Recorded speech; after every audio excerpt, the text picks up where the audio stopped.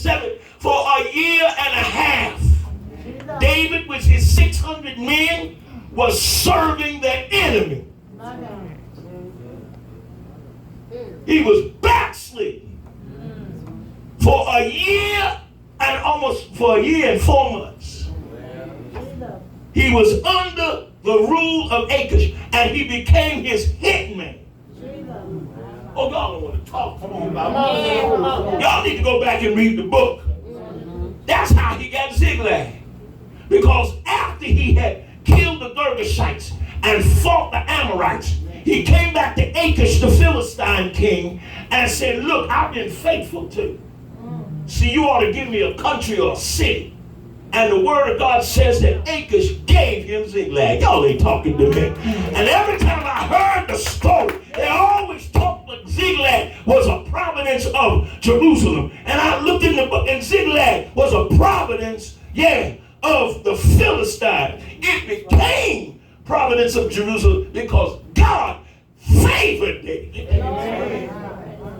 Y'all need to read the book. Huh? Ziglag was not a trophy of greatness. Ziglag was an emblem of failure. Ziglag was an emblem of treachery. Y'all ain't saying nothing to me. You read on down there in 27, and where he joined the enemy. David was flawed. David failed. And David was faithless. But God was faithful. Amen. And as he get down there, we find something about David. We find that Achish and the Philistine rulers were deciding to go against Israel. And Achish came and said, surely you're going to go up with me, and we're going to fight your people. David was so backslidden that he was ready to go and fight the people of Israel. But the other Philistine rulers said, what this Hebrew doing here? What this Jew boy doing here? Read the book, y'all. Read the book. He said, why are these Hebrews here? And he said, because he been serving me. He said, no, we don't want him coming up with us. He'll get up with there and he'll see some of his people and then he'll turn. He said, no, and Achish said, I love you, man, but my people say you can't go. Huh? He said, tell you what, go chill. He said, go and take the people. He said, get up early in the morning before we leave out and you take off. And that's where we get at 30. Where he comes to Ziglag, the city of his treachery. Let me tell you, you may get by, but you won't get away. Because I always wondered why in the world would David leave that city unprotected? How in the world could they have come in on David's folk and burned the city? Where was David while the city was being burned? He was out chilling. He wasn't out fighting. And they came and they ransacked his house. See, anytime you get out from the ark of safety, you get way from the devil to get in.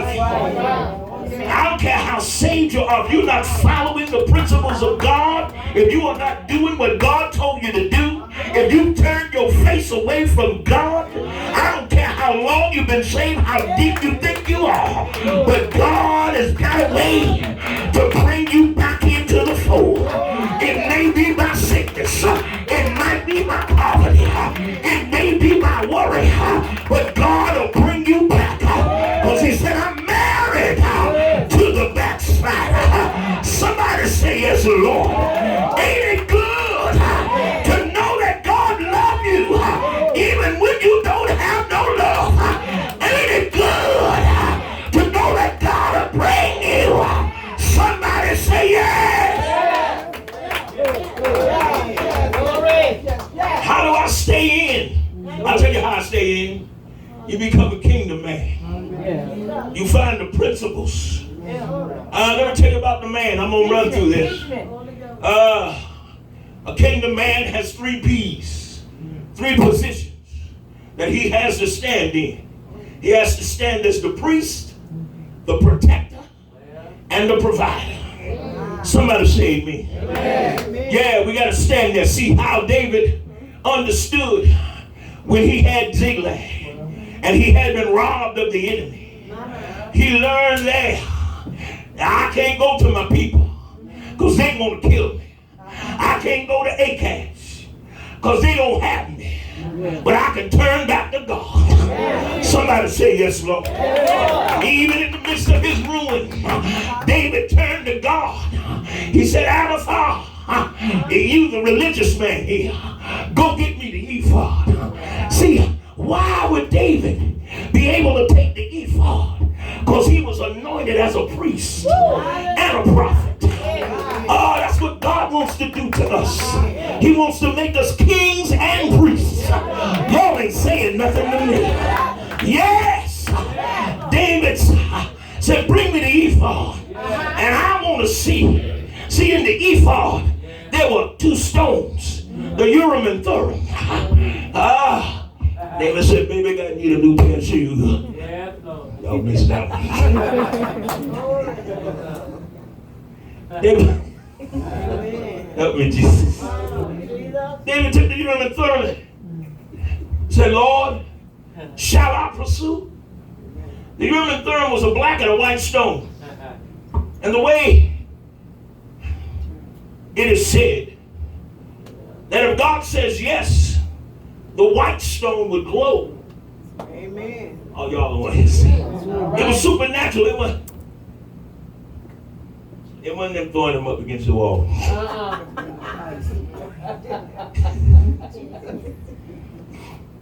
What goes on in Vegas stays in Vegas.